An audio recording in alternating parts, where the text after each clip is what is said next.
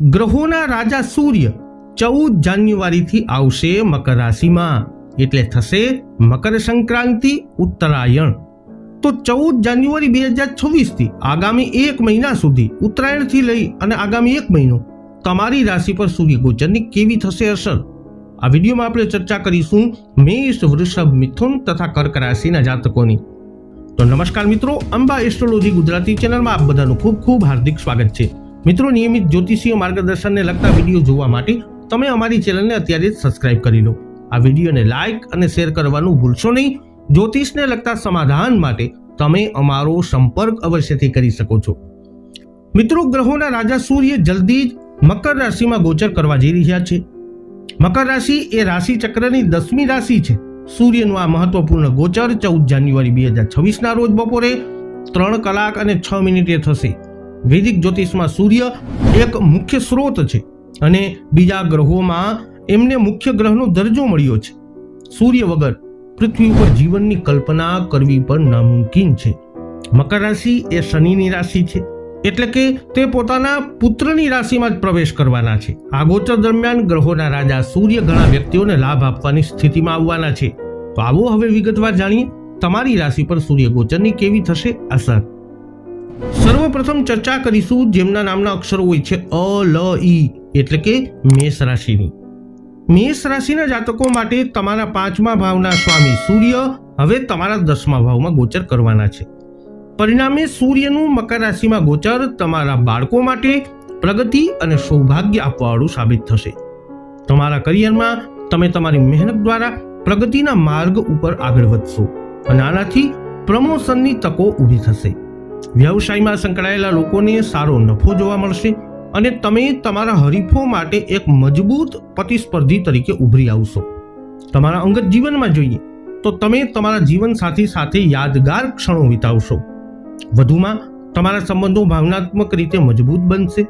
તમારા સ્વાસ્થ્યની વાત કરીએ તો તમે ઉર્જાવાન અને ઉત્સાહથી ભરપૂર રહેશો, જે તમને સારું પણ લાગશે. હવે વાત કરીશું જેમના નામના અક્ષરો હોય છે બ, વ, ઉ, વૃષભ રાશિની. વૃષભ રાશિના લોકો માટે તમારા 4થા ભાવના સ્વામી સૂર્ય હવે તમારા 9મા ભાવમાં ગોચર કરવાના છે.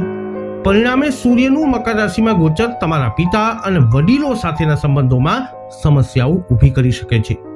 કારકિર્દીની વાત કરવામાં આવે તો આ જાતકોને તેમના કાર્યોમાં સફળતા મેળવવામાં મુશ્કેલીઓનો સામનો કરવો પડી શકે છે, જે તણાવનું કારણ બની શકે છે. સૂર્યના મકર રાશિમાં ગોચર દરમિયાન તમારું નાણાકીય જીવન થોડું અનિશ્ચિત બની શકે છે, કારણ કે તમને નાણાકીય નુકસાનનો સામનો કરવો પડી શકે છે. વ્યવસાયમાં તમને તમારા સ્પર્ધકો તરફથી હારનો સામનો કરવો પડે તેવી શક્યતાઓ બની રહી છે. તમારા પ્રેમ જીવનમાં જોઈએ તો તમારા જીવનસાથી સાથેના સંબંધોમાં અહંકારની સમસ્યાઓ ઊભી થઈ શકે છે, જે તમારા અયોગ્ય વર્તનનું પરિણામ હોઈ શકે છે.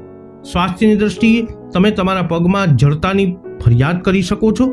સ્વાસ્થ્યને લઈ અને સચેત રહેવું જરૂરી છે.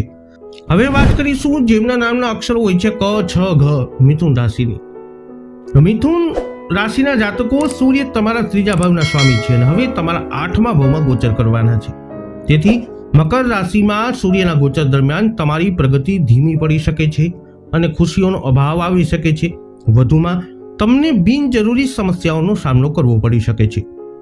કરિયરની વાત કરીએ તો આ જાતકોને પ્રગતિ અને સફળતાના માર્ગમાં પડકારોનો સામનો કરવો પડી શકે છે. કામનું દબાણ વધી શકે છે. વ્યવસાયમાં નુકસાન થવાની પણ શક્યતાઓ બની રહી છે, જે વ્યવસાયિક ભાગીદારો સાથેના તમારા સંબંધોને નબળા બનાવી શકે છે. નાણાકીય ઉતાર ચઢાવ અપેક્ષિત છે અને આનાથી નાણાકીય નુકસાન થઈ શકે છે. તમારા અંગત જીવનમાં જોઈએ તો તમારા જીવનસાથી સાથેના સંબંધોમાં તણાવ રહેવાની શક્યતા છે અને પરિણામે તમારા સંબંધોમાં ખુશી અને સંતુલન જાળવવામાં મુશ્કેલી પડી શકે છે.